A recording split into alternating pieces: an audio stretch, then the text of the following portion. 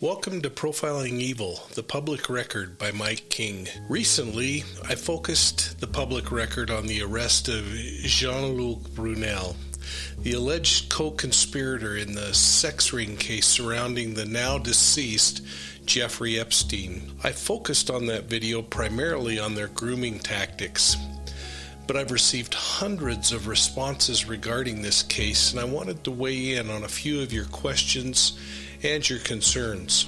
So let's open an investigation. Jean-Luc Brunel, the former French modeling scout, was arrested while trying to board a flight to Dubai in December. He was charged with counts of rape and sexual assault, and his victims are described not only being over the age of 15, but a number who are under the age of 15 years of age, children.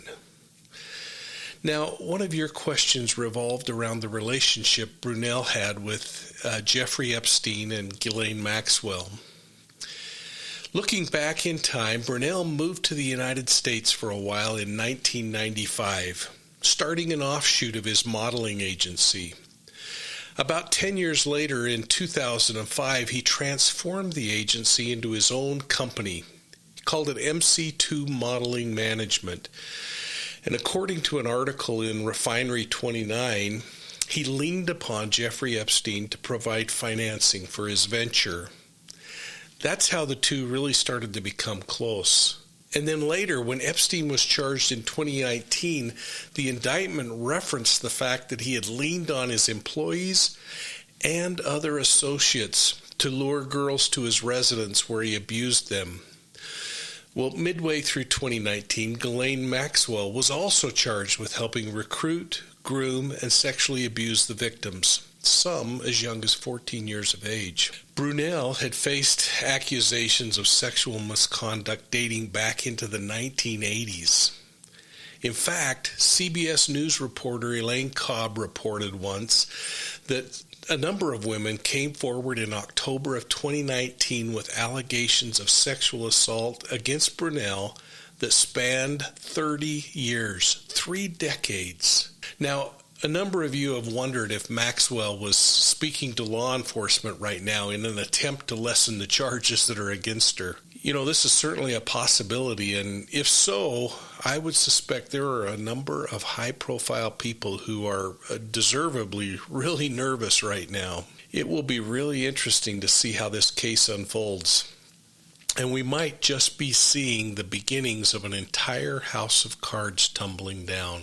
You know, I've been really saddened by the number of responses that I've gotten in the last couple of days from listeners who shared their own stories of victimizations. At the moment, I felt heartache, though. I also sensed how many of you have risen above the event, refusing to be called a victim. I just want to say thank you for your example of strength and your determination. I see such contrast between the countenance I'm envisioning when I think of you and the predators who now are sitting in darkened cells, awaiting their moment in the criminal justice system. So thanks for fighting back, and thanks for your example of victory. Now, I'll continue to watch for your questions and concerns, and we'll visit this case again soon. But until then, I hope you'll just take a moment and hit the like and subscribe button, and join the Profiling Evil family. So here's an assignment for you. Think about the Jean-Luc Brunel case. Think of Jeffrey Epstein and Ghislaine Maxwell.